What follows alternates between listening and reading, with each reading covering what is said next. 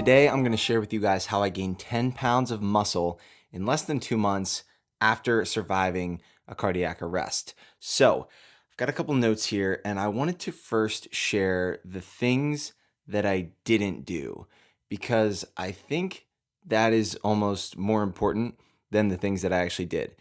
Because when you're trying to put on lean mass, when you're trying to put on muscle, when you're trying to gain weight, it's actually a more difficult thing than people tend to emphasize. Like, actually losing weight, in my opinion, has been easier than actually putting on lean muscle.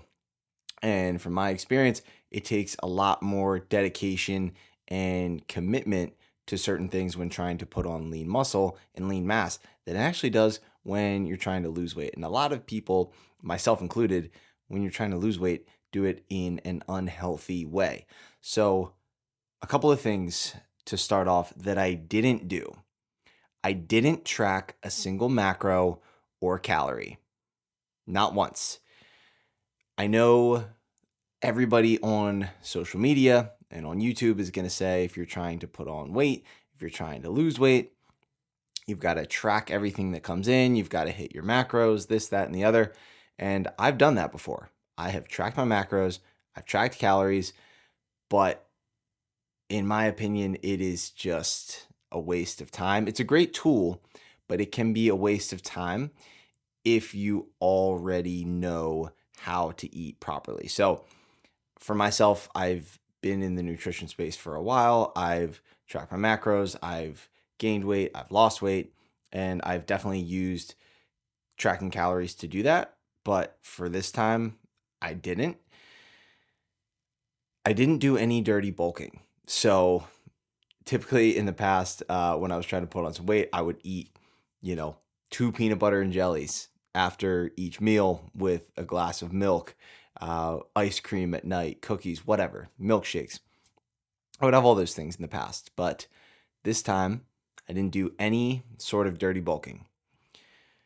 I was not eating 6 meals a day like I had been in the past, or like everybody on social media, again, tells you that you've got to eat every 2 hours, eat right when you get up, eat right before you go to bed. It's just not true. You don't have to do that. And I also didn't get rid of cardio, or I didn't decrease movement. I didn't decrease the amount of steps I was taking. If anything, I was taking more steps. I'm getting 15 to 20,000 steps a lot of days. Like, I am walking all the time. So I didn't cut out cardio. I didn't eat 6 meals a day. I didn't dirty bulk, and I didn't track a single calorie or macro throughout this process. And so when I started getting back into the gym about 6 weeks ago, I hadn't really done any lifting over the past. I hadn't done any lifting over the past couple of months. Besides, body weight, some bands did stuff, but nothing to great extent. I wasn't doing a ton because I was very limited. I was still in pain from recovering from surgery after having the cardiac arrest and getting the defibrillator put in my side. And I eventually gradually got into doing things like I mentioned, body weight stuff, squats, push-ups, a little bit of pull-ups, things like that. But it took a while to get there. And I got down to around 179 pounds, which was super light for me. I'm now sitting at about 191, 192 pounds. And I feel really, really good. And I feel really, really healthy. And so now that I discussed some of the things that I didn't do while gaining muscle, I'm going to share with you the 7 things that I did to help me put on 10 pounds of muscle, more than 10 pounds of muscle, in less than 2 months. Number 1 was having a program to follow and staying consistent with it. So I started working with my friend Coach Bray down here in Austin.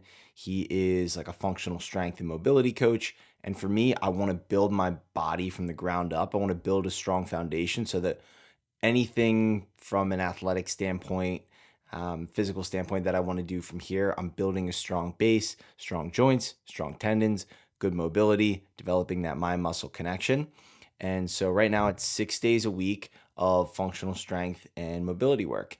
And I have been consistent with that. I haven't missed a day. I'm on week 5 of the program right now. And it's not a ton of like there's some days I won't even break a sweat. And it's not because I'm not working hard. It's just like it's not very intense. It's a lot of, again, developing that mind muscle connection, slow movements, like really just tapping in and feeling every movement that you're doing, like connecting with your muscles. And granted, some of the days are a little more intense, but it's not like any high intensity training or anything like that. It's a lot of volume, very high reps, again, just developing that mind muscle connection. But just being consistent with that and following that week over week and feeling myself having progressive overload, feeling myself getting stronger, adding a little more weight each week, adding some reps each week. And that is really the key in developing strength, in developing lean muscle, is just developing consistency and doing it week over week. So progressive overload, following a training program and staying consistent with it. That's number one. Number 2 is eating a whole food animal-based diet. So I have not been eating the peanut butter and jellies or the cookies or the ice creams. Granted, they're sprinkled in there, but very rarely. I'm probably like, there's the 80-20 rule. I'm probably like 93% to 7% watching what I eat. I'm very, very particular about what goes into my body, and I prioritize animal proteins, animal products like meat, steak, fish, raw dairy, and other dairy products, fruit and honey. And that's predominantly my diet. I don't eat a ton of vegetables. They don't sit super well with my gut. So I have been prioritizing eating high quality products. Like I said, raw dairy, grass-fed, grass-finished beef, wild-caught fish, and yogurt and cheese, and again, fruit, honey, things like that, natural stuff. And I have felt phenomenal. Third thing is prioritizing sleep.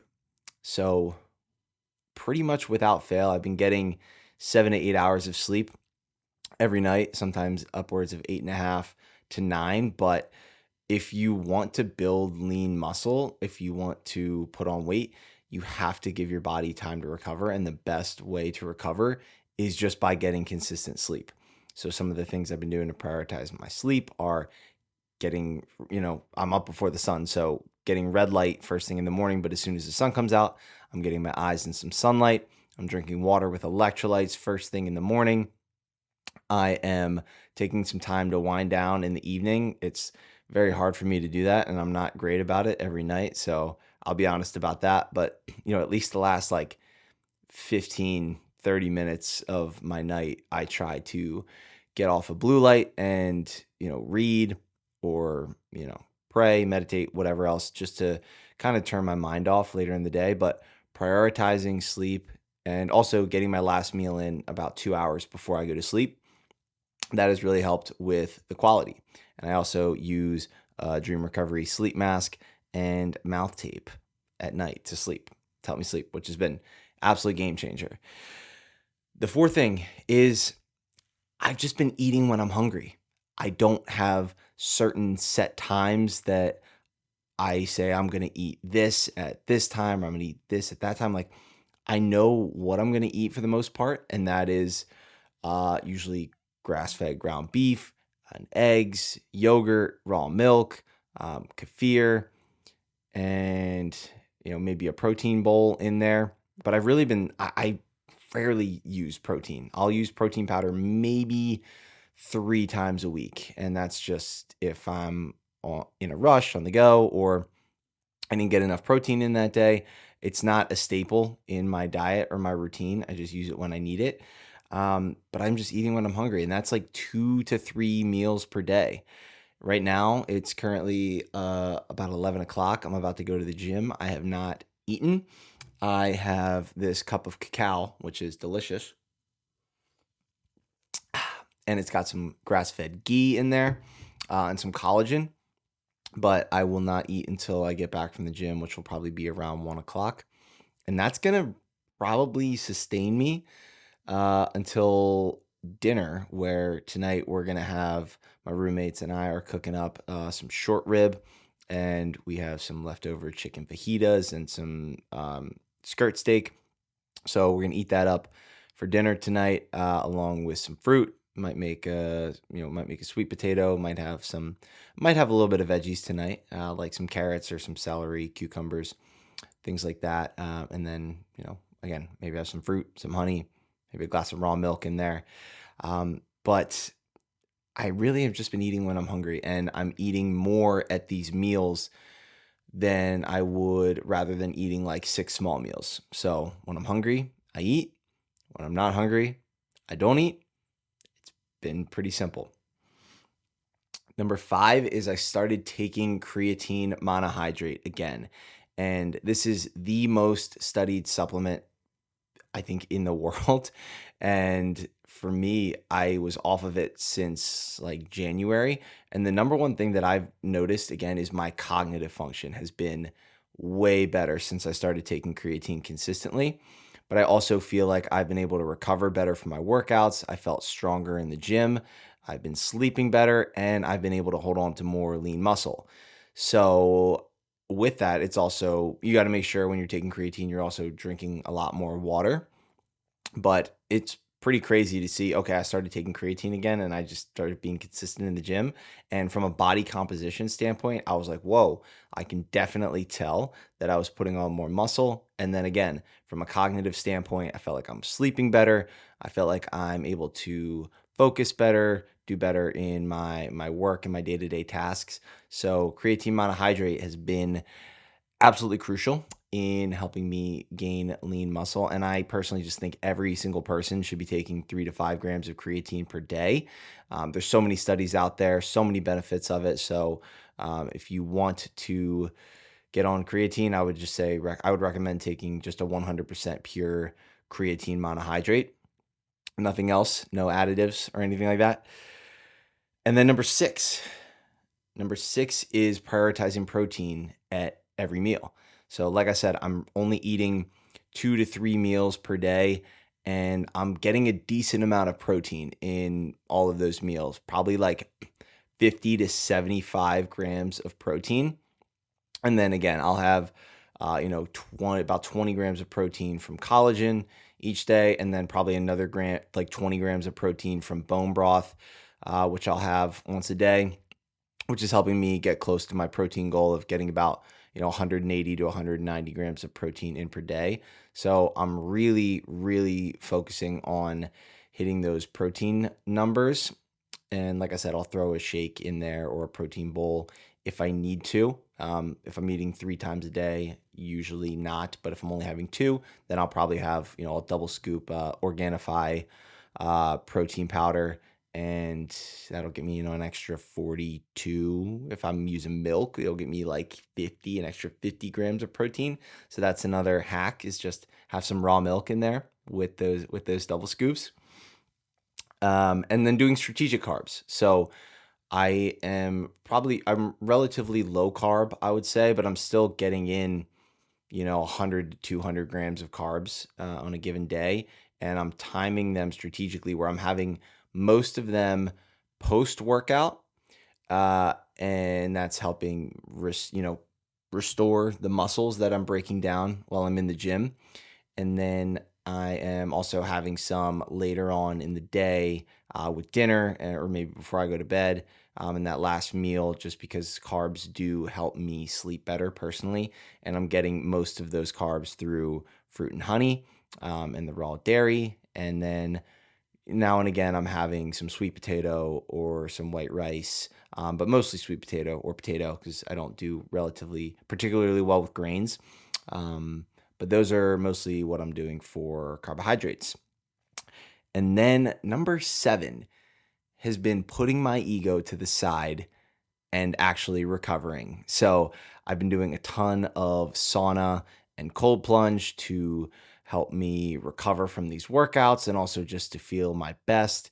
And then actually taking a rest day on Sundays. So that is my rest day, and just getting out and making sure I'm getting a ton of sunlight, getting a ton of walking in, some stretching, some mobility. But even on days where I'm like, you know what, I want to do like a tough finisher. And again, I got to be careful because of my heart and making sure I'm not spiking my heart rate up too high for too long. But just putting my ego to the side and not doing too much and really realizing like, what is the minimum viable dose that I need in order to progress. So many of us, we want to just continue to do a million sets and a million reps of everything in the gym. But in reality, it's like, yes, like go hard with the sets and reps that you're prescribed.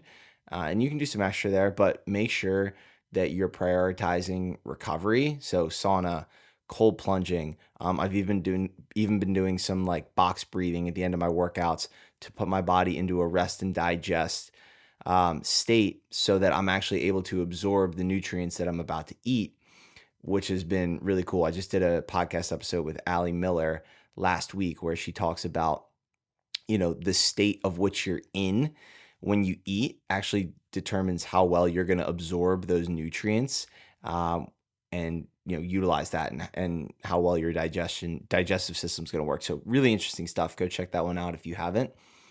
But really just taking that time to rest and recover so that you're able to bounce back and give everything you have in those sessions that you're going to do in the gym. So that, my friends, is how I gained over 10 pounds of muscle in the past month and a half, 2 months, and without doing all of the things that people will typically tell you you have to do, like eat 6 meals a day and pound your face with carbs and cut back on, walking and cardio and all those things. You don't have to do that. Things I didn't do. I didn't track any calories. I didn't dirty bulk. I didn't eat 6 meals a day. I didn't cut back on cardio. And the things that I did do, I had a program to follow and staying consistent. I'm eating a whole food, animal-based diet. I'm prioritizing sleep.